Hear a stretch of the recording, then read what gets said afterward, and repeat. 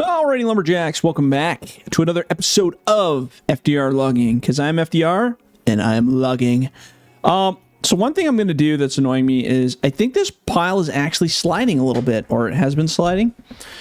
That happens in real life too. If you leave something over the winter, sometimes the decks will slide out because they wiggle, just like all things with atoms. So what we're going to do is we're going to push this a little bit together, and I'm going to line up this horrible mess that I made with my forwarder originally, because when I first put this stuff down, it was roughly placed because I didn't really pay attention to what I was doing. So we're going to give it a little shove here. And these logs slide. That's the one thing I don't like, is the way that the log slides very unrealistically.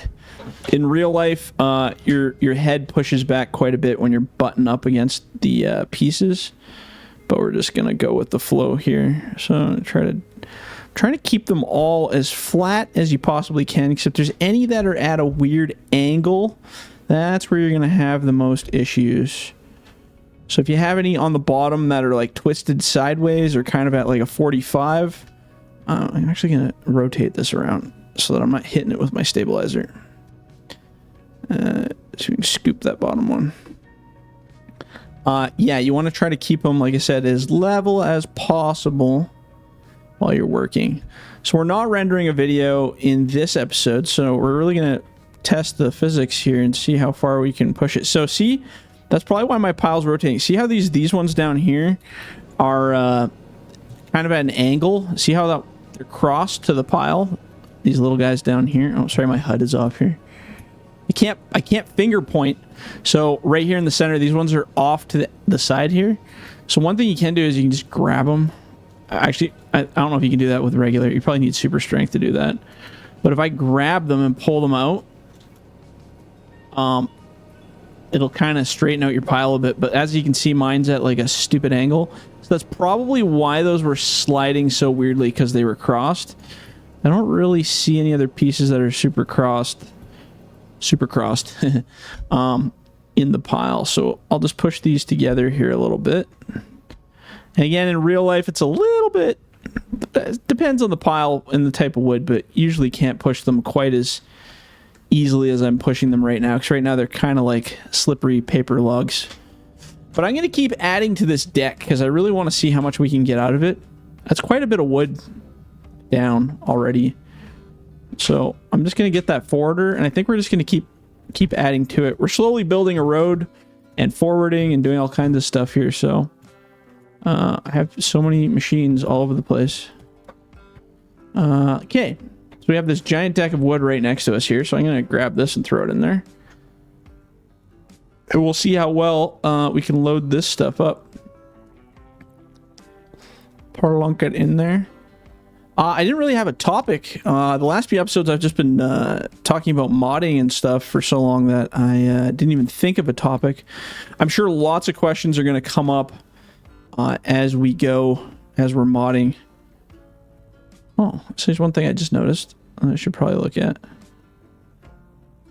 Whatever, I'll deal with that. Well, you know what, I'm gonna deal with it right now. This is the fun part, is while I'm actually playing, I can do mod changes. I'm just going to adjust a grapple really quickly. So these grapples that are on here right now, the way they're built are not really realistic. Like, they don't quite fall in place the way that they should. So what I'm going to do, I can see that part of it's poking out the top a bit.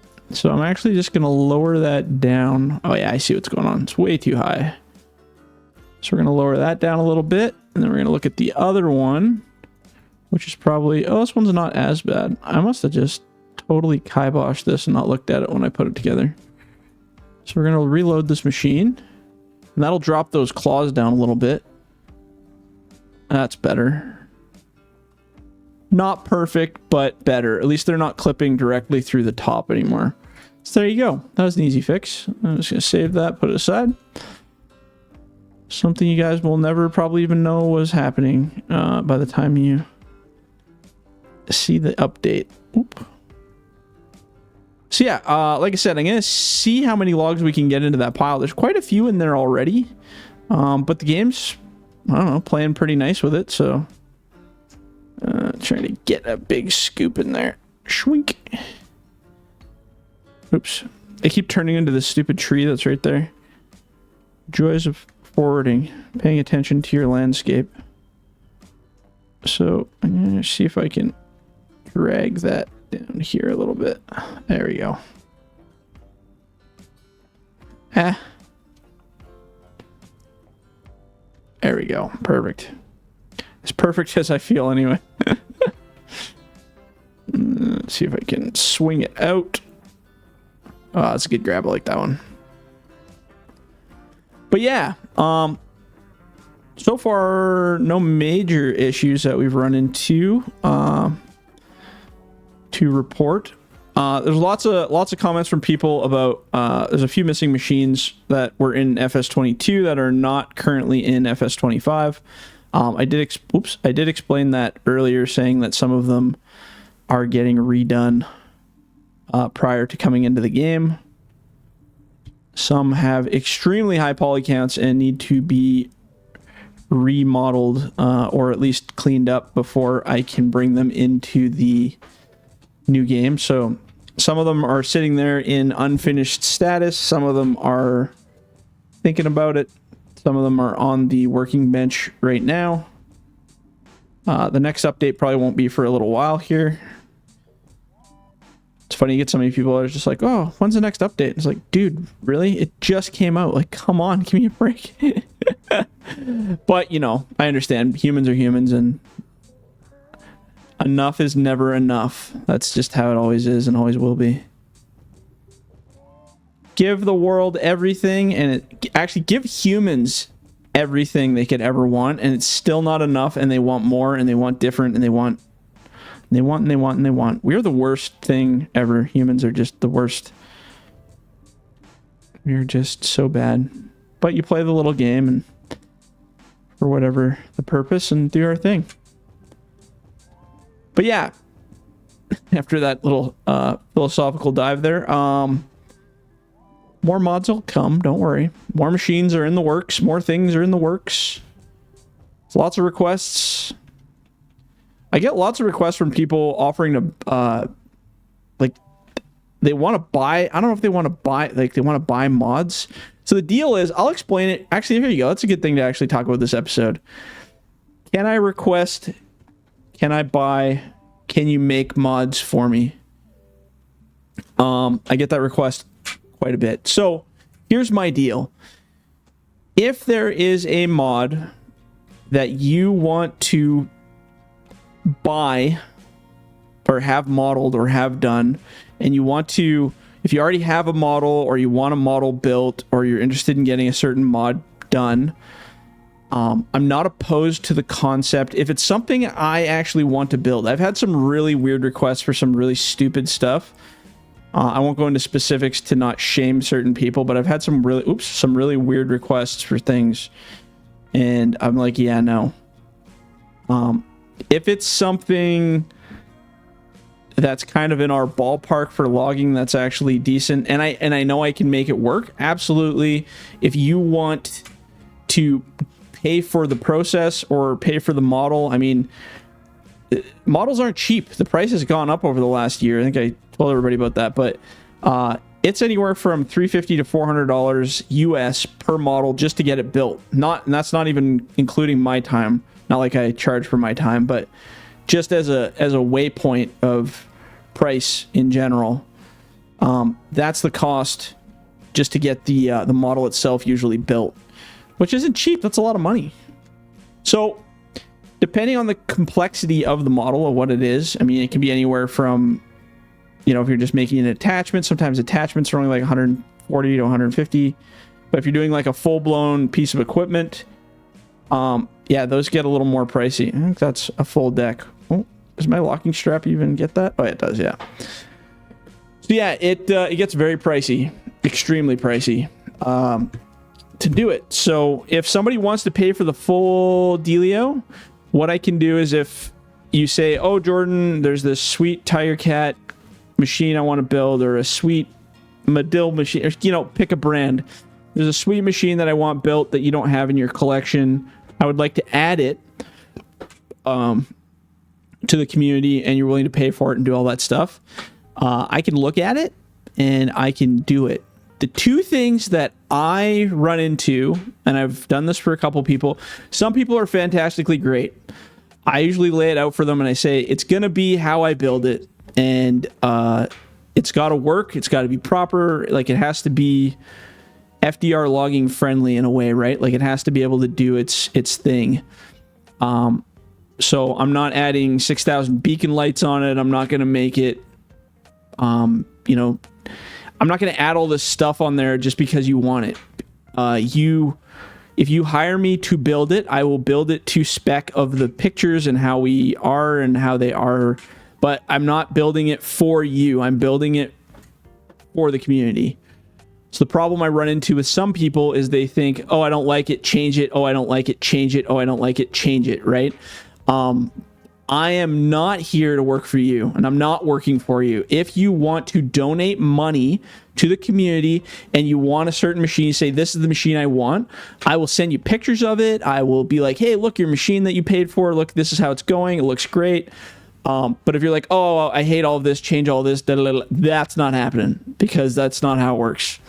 So if you want to donate money and do that kind of gig, which I don't really even care about so much anymore, where people want to do that. That's why I usually don't really do requests, because it usually turns into a nightmare sometimes. So if you want to just say, hey, project's yours, this is the machine I want, it's all up to you how you want to build it, la la la la. I'll pay for the modeler. I can give you a quote. We'll send the money to them, do the whole thing. I will do a shout out for you in the community and say, this person was the one who donated the money for it. So be it. Flirty is a good example. So Flirty from my logging crew, Flirty 30, he's the best one I ever had. He said, I want this machine. And yes, Flirty, your machine is coming, by the way, if you're watching this. It was a too high poly, so we were redoing his other machine that he donated. But we still have the base model and we can work it. So, but he just said, this is the machine model that I want. Easy peasy, here you go. He donated the money for the model. I sent it off. We got it built. And yeah, that was it. Like, we were happy with it. He didn't send me, 50 messages saying, I don't like this, I don't like this, I don't like that. He didn't do any of that, because he trusted me to build it and he loved it the way it turned out. And boom, we were done. That was it. That's the way it should be. That is pretty much how I do it. So if you do have a mod request, I'm very, very, very picky about who I will work with. I don't just work with anybody because I can. I really do love doing this stuff, and I want to enjoy it. And I'm not here to work for other people. This is literally for me. The only people I will bow a little bit to, obviously, is sponsors, because we are representing their brand, and I want them to be happy.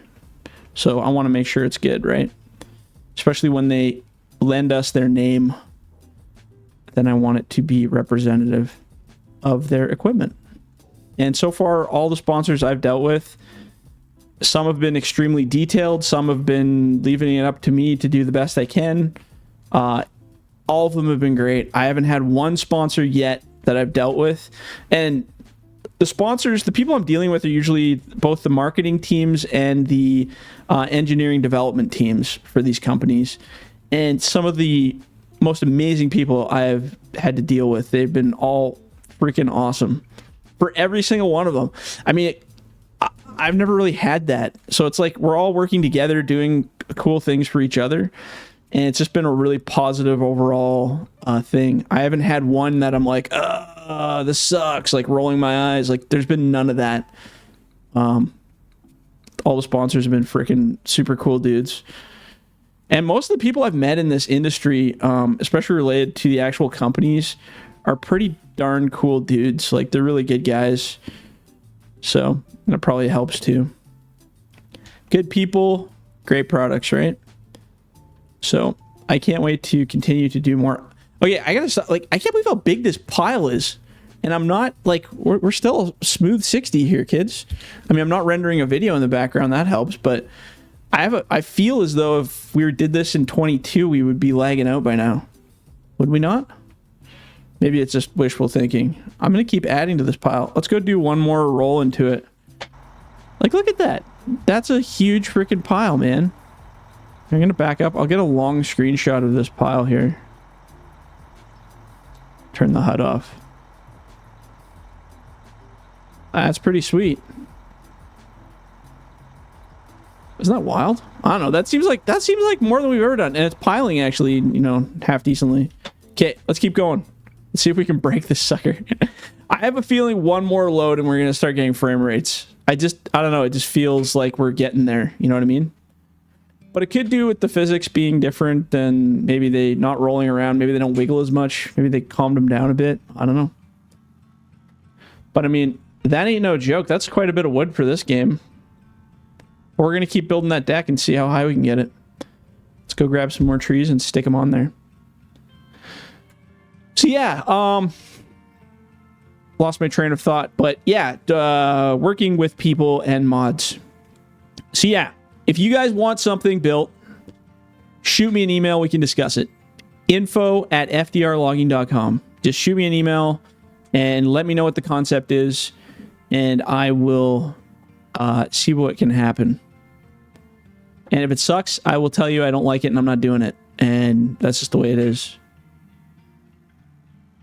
So yeah, I don't know. It's I like people that are willing to do stuff for the community, but at the same time, it's got to be stuff that works for everyone, right? I get a lot of people who want stuff built for them specifically, and they just want it for them, as in it's not public released. So that's the other side of it. It's going to the public. If you're having me build something for money, unless you're going to pay me like a lot of money for your own private mod or something, maybe I'd do that. I'd probably end up putting it back into the community anyway. But if you're having me build a mod, generally, it's always got to be something I can release to the community, and you can get your name, you know, published on the site and say this person made this. Big thank you for the donation. Da da da da da. I'm actually working on a kind of a donor section of the website for people who have donated the most. Again, Flirty, who falls in that category, because that guy has donated a lot of money to help out with a lot of projects, maps and machines and you name it. Yeah, it's pretty good. There's a couple other guys too. There's lots of people that have donated really decent amounts, and it's helped out a lot. Well, it's got us a lot of the stuff you see now, and a lot of stuff that's on the back burner right now that's being built. So I would have paid for all of this stuff myself over time, but you would not have half of this stuff as fast as you have it now if it wasn't for the people that have donated and helped. So, you know, I can't shout out to those people hard enough. Everybody on Patreon on YouTube members, all of those people, all of that money gets back into the party bucket here so that we can all buy stuff. Again, it is expensive. Oops. What do I got going on there? Weird. It is expensive buying models, getting them made. I wish I was skilled enough to make them myself. I do not have enough time in my life to build the actual models. I will always freelance that because it is such a easier concept than trying to build my own stuff in terms of models. I can do basic modeling. I always say that. I can do basic stuff. I can remove things, add things, move it around, add materials, do all that kind of fun stuff. I do lots of cleanup projects on existing models and things that I have in the old oven there. Ooh, I don't like that grab. Yeah, whatever, that'll hold. Oh, maybe that won't hold. Oh, let's just throw it in the bunk real quick before it falls out. So yeah, I do like basic stuff, modeling, but for the most part, I'm not in any way, shape, or form a skilled modeling human being. So I have to outsource that stuff. And it's not cheap, like I said. I have the last two models. I think one was $375 US, $375 US, and the other one was $410 or something very close to that. But it's gone up. Like I used to in FS, well, maybe because my requirements have gone up a bit too, but in FS Farming Simulator 2019, I mean, models were about $115 to $130 a piece, I want to say. Like roughly. I mean, that's pretty cheap. well, compared to now. But I guess inflation's gone up, and that was several years ago now. But I mean, it's pretty nuts, the prices that you got to pay for this stuff. Pretty crazy, man. Okay, I'm gonna grab like a couple more scoops, and I'm gonna take this one back. Whoop. Top this up, and then I don't think I'll have enough time to unload it, but I'll get it over there anyway. Again, I am blown away by the amount of logs that I can pile up. I'm gonna have to post that in my group here and just be like, what is going on? It could just be log physics, log settling. It could be the map being less aggressive. Definitely has a big deal to do with these machines being less or better performance. I definitely know that. But okay, let's just do that, because then I don't have to worry about them falling out. Okay, we'll do one more drive back to home base here. Straighten ourselves out. But yeah, so I don't want to put like a kibosh on people that are donating. Like, I don't want to make it seem like it's a bad idea, because it's really good. It's just there are certain parameters I want people to be aware of. I've had some people offer pretty wild amounts of money to do some stuff like big projects. But I look at it as, can I do it? Right? I'm not going to go agree to like, I had a really expensive project. I'm not naming anything because it didn't go anywhere, but I had a really expensive project that would have been like in the 20s and 30,000s of dollars worth of stuff that came up. It was like a year and a half ago. And this guy contacted me and said he wanted to build a thing for a company. Again, I'm not going to go into specifics because nothing ever came about, but he had an idea for some stuff that he wanted done. And I told him straight up, I said, I will look at it. I can't make any guarantees because I want to see if I can actually do it first. So I did some kind of demo work and testing. And I was just straight up with him. I said, you know what? Like, I would absolutely love to take your money and do this project for you. But the stuff you're asking, some of it just isn't possible, or at least not with my skill set to do it in the game. I even contracted out, looked at some other script people and some other stuff to try to see if I could do it, and just some of it just wasn't possible, at least not in this game, right?